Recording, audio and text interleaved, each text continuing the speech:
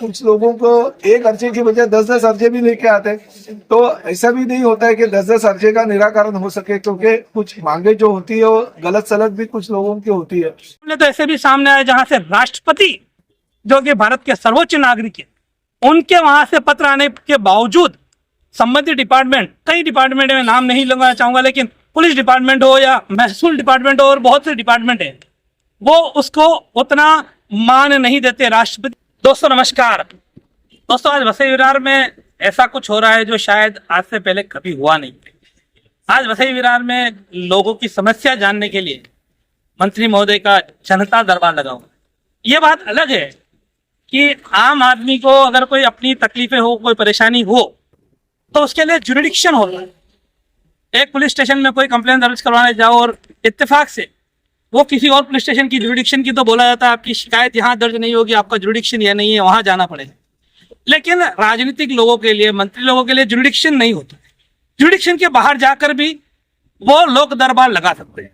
हम ऐसा क्यों कह रहे हैं? तो ऐसा इसलिए कह रहे हैं कि आज यहाँ पर वसई विरार में परिवहन मंत्री प्रताप सरनाईक, उनका लोक दरबार है। एक मंत्री का लोक दरबार होना, उसमें कोई आपत्ति नहीं है, लेकिन क्या यह लोक दरबार वाकई में लोगों के लिए जनहित का है? यह सवाल बड़ा है।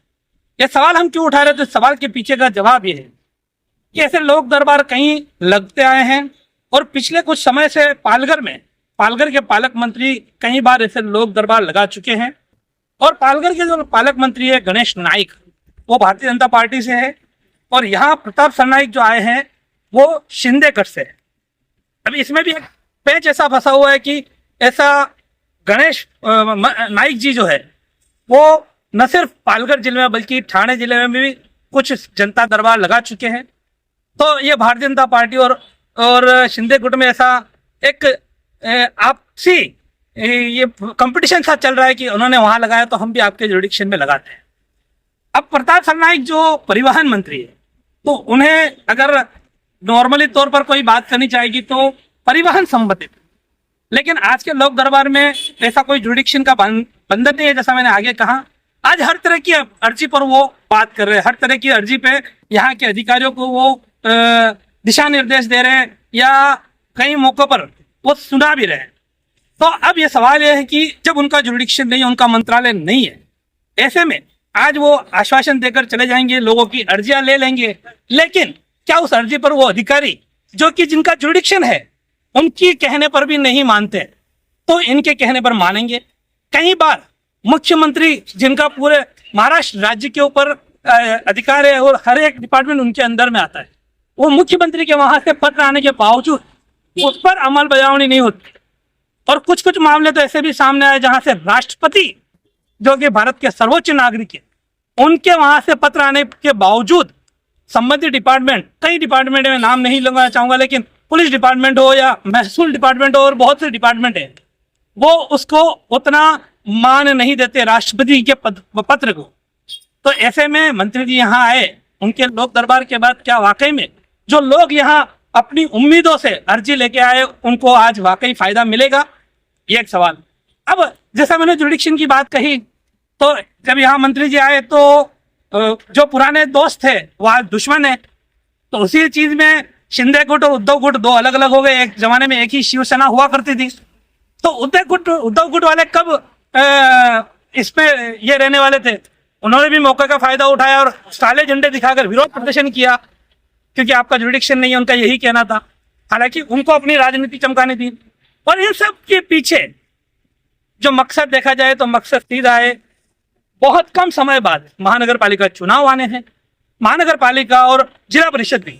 तो ऐसे में हर कोई पार्टी अपनी ताकत का प्रदर्शन जरूर करना चाहेगी, और यही यहाँ पर चल रहा है। यहाँ कई लोग अपने मुद्दे लेकर आए, उसकी पूरी कवरेज हम यहाँ लगा रहे हैं। अलग अलग 2-3 वीडियो में हम इसकी कवरेज लगाएंगे। देखिए इस वीडियो को अंत तक। फिलहाल अभी के लिए इतना ही।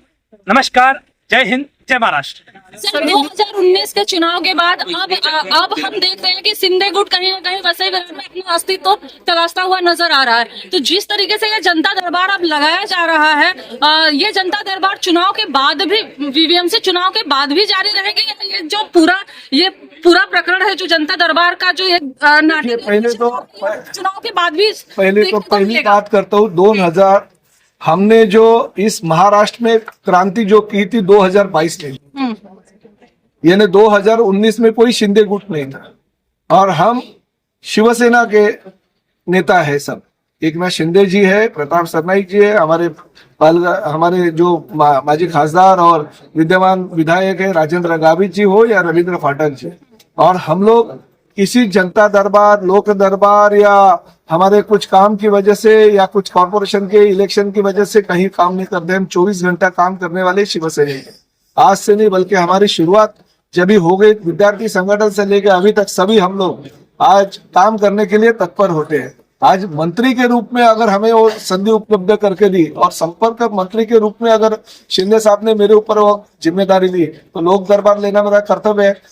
अभी तो कॉर्पोरेशन लगी है, मगर जब भी मैंने पालघर का लोक दरबार लिया था तभी तो कोर्ट का कोई भी आदेश इलेक्शन का वगैरह नहीं आया था, फिर भी हमने वहां पे लोक दरबार लिया। और मुझे खुशी इस बात की है कि जितनी कंप्लेंट उस लोक दरबार में हमें आई थी, ऑफिशियल कलेक्टर का रिप्लाई ऐसा आया कि 75% के लोगों के जो मसले थे वो दूर हो गए। तो ऐसे कोई इलेक्शन वगैरह हम देखते नहीं है। कुछ लोग रहते हैं इलेक्शन के दरमियान आते हैं और बाद में भूल जाते हैं। हम तो 365 दिन और 24 घंटा दिखने वाले लोग हैं। चाहिए तो आप कभी भी देखिए और जानकारी हमारे बारे में निकालिए। हमने देखा कि वसई विरार की जनता के लिए जो नेताओं का प्रेम होता है वो इलेक्शन के दौरान ज्यादा उमड़ के आता है, लेकिन इलेक्शन जैसे खत्म होता है नेताओं का आता पता नहीं होता है। ऐसे नहीं होगा। तो ये जनता दरबार आगे देखिए, इलेक्शन के बाद भी देखने के लिए मेरा सिर्फ इतना सवाल है। नहीं, मैं मंत्री हूँ तब तक तो दरबार होगा। अभी आप मेरी ओर से हमारे शिंदे साहब को बोलिए कि इनको कंटिन्यू मंत्री पद बने तो मैं कंटिन्यू आऊंगा। जब तक मंत्री हूँ तब तक तो मेरा वो अधिकार है, वो मैं अधिकार का वापर करूंगा। और दूसरा सवाल तो मेरा एक दूसरा सवाल ये है कि अनधिकृत बांध काम को लेकर जिस तरीके से अब सरकार एक्टिव हुई है, नगर विकास मंत्रालय कंटिन्यू शिंदे साहब के पास है। जिस तरीके से वसई विरार में अनधिकृत बांध हुआ है, क्या नगर विकास मंत्रालय को इसकी सूचना नहीं रही है? नगर पालिका के अधिकारियों की हम बात करें तो ये भ्रष्टाचार में लिप्त है, ये हम मुंह पे बोलते हैं, हमको डर नहीं है। मीडिया अपना काम करती है लेकिन इन अधिकारियों के ऊपर कोई असर नहीं पड़ता है। तो क्या नगर विकास मंत्रालय इसके लिए जिम्मेदार नहीं है? देखिए, जिम्मेदार कौन है और कौन नहीं है ये आपको भी पता है। शायद मीरा भाईंदर के जो नागरिक है वो हर नागरिक इसके लिए जिम्मेदार है। हम कॉर्पोरेशन के ऊपर या नगर जो विकास विभाग है उसके ऊपर जिम्मेदारी झटक के नहीं चलेगी। इस लोकशाही में भारत के हर नागरिक का कर्तव्य बनता है कि हमारे बाजू में अगर कुछ गलत काम होगा तो गलत काम का रिप्लाई हम अच्छी तरह से सब डिपार्टमेंट को देना चाहिए। और आप पत्रकारिता करती हो, कितने आप नगर विकास विभाग के माध्यम से कितने कंप्लेंट आपने अभी तक किए वो भी मुझे बता दीजिए। तो कैसा है, किसी के ऊपर आरोप करना बहुत इजी होता है, मगर जिस वक्त हम लोग रास्ते पे उतर के काम करते हैं उसी दिन हमें पता चलता है कि यहाँ पे गलत चल रहा है, यहाँ पे गलत चल रहा है। ये अगर केंद्र शासन और राज्य शासन को पता गया तो कमिश्नर का क्या हाल हुआ, एडीडीपी का क्या हाल हुआ आप जानते हो, उनके ऊपर कार्रवाई हो ही रही है। इसलिए सक्षम हम कमिश्नर मीरा भाईंदर में लेके आए ताकि ये अनधिकृत बांधकाम का एक जो भस्मासुर वसई विरार में हो रहा है उसको बंद करने के लिए, उसका नायनाट करने के लिए अक्षय कमिश्नर की जरूरत थी, वो हम लेके आए और उनके माध्यम से भविष्य में वसई विरार के लोगों को बहुत ही अच्छा फायदा देने की कोशिश है। सर, आज के जनता दरबार में जिस तरीके से मेरा लोक दरबार है वही जनता दरबार, इन शॉर्ट कुल मिलाकर नहीं लोक दरबार, ठीक है सर, लोक दरबार की बात कर लेते हैं। इस लोक दरबार में अभी तक कितने अर्ज दाखिल हुए हैं, प्रमुखता से किन? अरे आप लेट आ गए, ये तो पहले सवाल पूछा था तो आपके आने के पहले नहीं, मगर अरे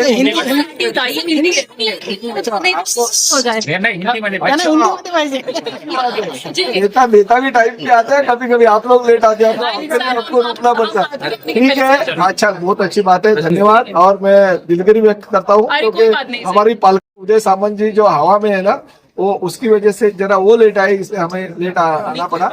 मगर एक बात है, 327 अर्जे आ गए और मैक्सिमम जो अर्जे थे वो 327 में से 70% जो है वो महानगर पालिका और महानगर पालिका में जो अनधिकृत बांधकाम हो रहे हैं उसके खिलाफ थे। हमने इंस्ट्रक्शन हमारे म्युनिसिपल कमिश्नर को दे दिया कि ताबड़तोब उसके ऊपर कार्रवाई होनी चाहिए। और जो हिसाब से लोग यहाँ पे आते हैं, हमारे अधिकारी वर्ग जो आते हैं, और हम न्याय दिलाने के लिए कोशिश करते हैं। देखिए, 100% लोगों को न्याय दिलाने की हमारी भावना होती है, मगर जिसमें कुछ लोगों को एक अर्जी की बजाय 10-10 अर्जी भी लेके आते हैं। तो ऐसा भी नहीं होता है कि 10-10 अर्जी का निराकरण हो सके, क्योंकि कुछ मांगे जो होती है वो गलत सलत भी कुछ लोगों की होती है।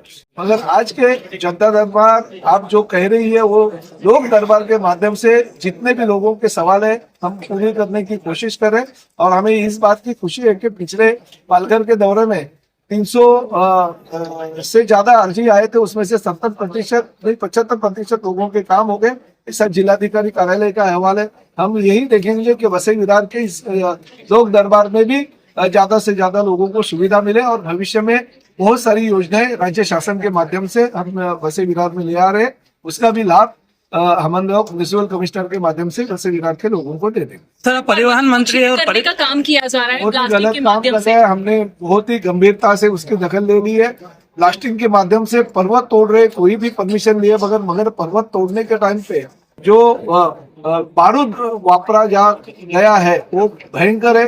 अगर किसी भी जगह पे किसी भी ब्लास्टिंग के लिए अगर ये विदाउट परमिशन बारूद अगर शहर में ले आ रहा है तो उसके ऊपर कड़ी कार्रवाई की जाएगी। मैं पुलिस कमिश्नर से तो अभी बात करूंगा, मगर वो जो वीडियो दिखाया गया है वो 8 महीने पहले का ऐसा हमारे उपायुक्त ने कहा है, डीसीपी जी ने, तो हम उनको भी इंस्ट्रक्शन दे दी है कि जिन्होंने बारूद ये शहर में लेके आए और विदाउट परमिशन ब्लास्टिंग जो की है उसके ऊपर कड़ी कार्रवाई की है। मुक्ता जैसे कार्रवाई उनके ऊपर होनी चाहिए, क्योंकि वो बहुत ही भयंकर और लोगों को डर बैठने वाला काम उस जगह पे उस वक्त हुआ है। तो उनके ऊपर कार्रवाई भले 8 महीने पहले हो, मगर उसके ऊपर कार्रवाई जरूर है। सर, जिस तरीके से आपका वसई विरार में आगमन हो रहा है, ऐसे में कहीं न कहीं राजनीतिक गलियारों में एक ये भी चर्चा है कि कहीं न कहीं सिंध गुट और बीजेपी में फूट पड़ चुकी है, इस पे क्या कहना चाहेंगे?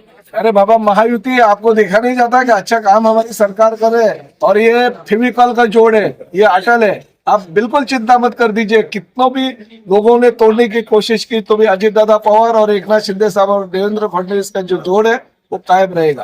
और महानगर पालिका में भी महायुति का महापौर है। सर, आपसे परिवहन डिपार्टमेंट का एक बात जो सीरियस इश्यू है, एजेंडा उस पर क्या है? ये देखिए, अभी उनको काम नहीं है तो हम भी क्या करेंगे। हम यहाँ पे लोगों के काम कर रहे हैं। हमें जो सत्ता हासिल हो गई वो सत्ता का उपभोग लेते हुए लोगों को उसका ज्यादा से ज्यादा उपयोग हो, इसके लिए हम कोशिश कर रहे हैं।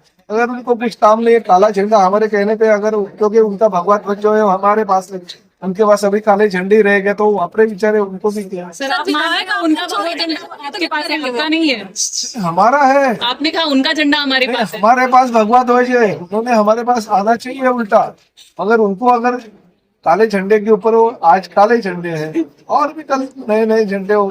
सर, सर, आपके पास परिवहन मंत्रालय है। परिवहन मंत्रालय से जुड़ी एक बड़ी समस्या, हमें यहाँ देखने में आई। रैपिडो ऐप बेस्ड जो लोग हैं, जो रैपिडो पर बाइक चलाते हैं, ऐसे लोगों ने अभी शिकायत करना है। उनका ये कहना है कि पुलिस उनको बार बार हैरेस करती है। नहीं, देखिए, रैपिडो हो, ओला हो, उबेर हो या कोई भी प्राइवेट संस्था हो, अगर गलत तरीके से काम करेंगे तो उनको ऊपर कार्रवाई होगी। गैर कानूनी कार्रवाई करेंगे तो उनके ऊपर कार्रवाई होगी। हमारे चैनल सैफ न्यूज लाइव पर अपने व्यापार और सेवा से संबंधित विज्ञापन प्रसारण हेतु दिए गए मोबाइल नंबर पर संपर्क करें।